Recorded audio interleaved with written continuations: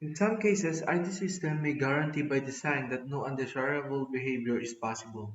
In other cases, IT systems exhibit such degree of flexibility, also by design, that additional measures need to be taken to limit undesirable behavior in accordance with the given circumstances.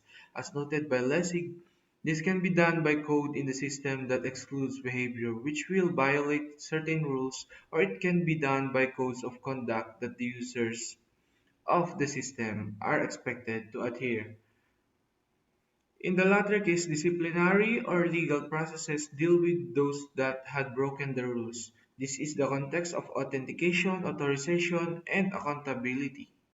Mobile security and usage control. Smartphones typically have a single owner. All private user data offer communication functions ranging from cell phones to NFC, can observe their surroundings via camera and microphone, and can determine their locations via GPS. On smartphones, apps are the principles for access control. The objects of access control are the sensitive data stored on a phone and the sensitive device functions on a phone. Access control on a smartphone addresses the privacy requirements of the owner and the integrity requirements of the platform. For example, Android divides permission groups into normal, dangerous, and signature permissions. Normal permissions do not raise privacy or platform integrity concerns. Apps do not need to approval when inserting such permissions. Dangerous permissions can impact privacy and need user approval. Up to Android 6.0, users had to decide whether to authorize or request permissions when installing an app. User studies showed that permissions were authorized too freely due to a general lack of understanding and risk awareness. Since Android 6.0 users are asked to authorize a permission when it is first needed. Signature permissions have an impact on platform and integrity and can only be used by apps authorized by the platform provider, and the permission have to be signed by the same private key. Usage control. Usage control was proposed as a framework encompassing authorizations based on attributes of subject and object, obligations and conditions.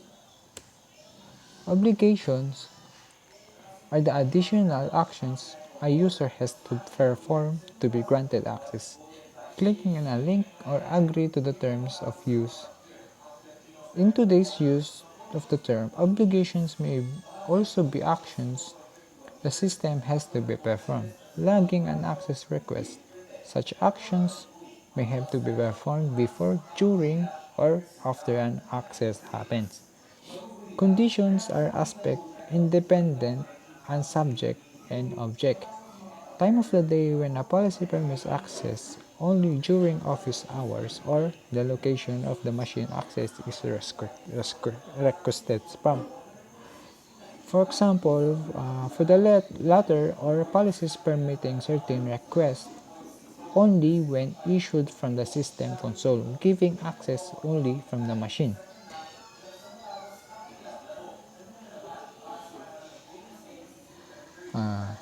Usage control may also include provisions for what happens after an obligation is accessed. That a document can be read, but its content cannot be copied or adjusted and attributes after an access has been performed.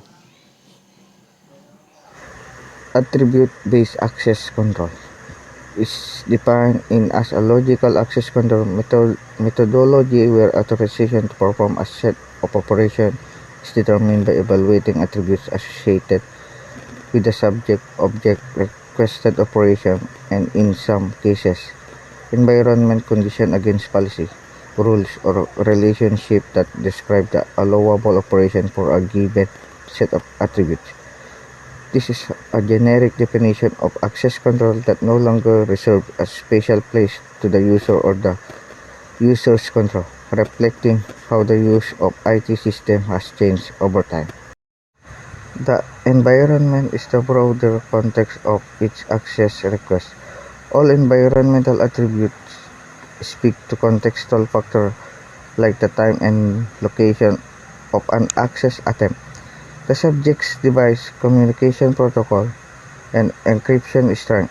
Contextual information can also include risk signal that the organization has established, such as authentication strength and the subject's normal behavior patterns. The resource is the asset or object, such as a file, application, server, or even API, that the subject wants to access. Resource attributes are all identifying characteristics like a file's creation date, its owner, file name and type, and data sensitivity. For example, when trying to access your online bank account, the resource involved would be bank account equal to correct account number. The main components of attributes-based access control: subject, resource, action, environment. The subject is the user requesting access to a resource to perform an action.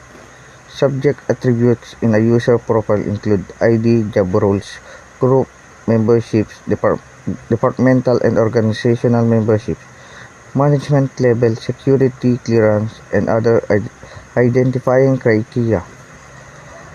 ABAC system often obtain this data from an HR system or directory, or otherwise collect this information from authentication tokens used during login. The action is what the user is trying to do with the resource. Common action attributes include read, write, edit, copy, and delete. In some cases, multiple attributes can describe an action. The continue with the online banking example, requesting a transfer may have the characteristic action type equal to transfer and amount equal to $200. Code-based access control assigns access right to executables. Policies may refer to code origin, to code identity, example, the hash of an executable, or to other properties of the executable rather than to the identity of the user who had launched the executable. Origin can subsume the domain the code was obtained from, the identity of the code signer, a specific name space. .NET had experimented with strong names where public keys serving as names for namespaces, and more. CBAC can be found in the Java security model and in Microsoft's .NET architecture.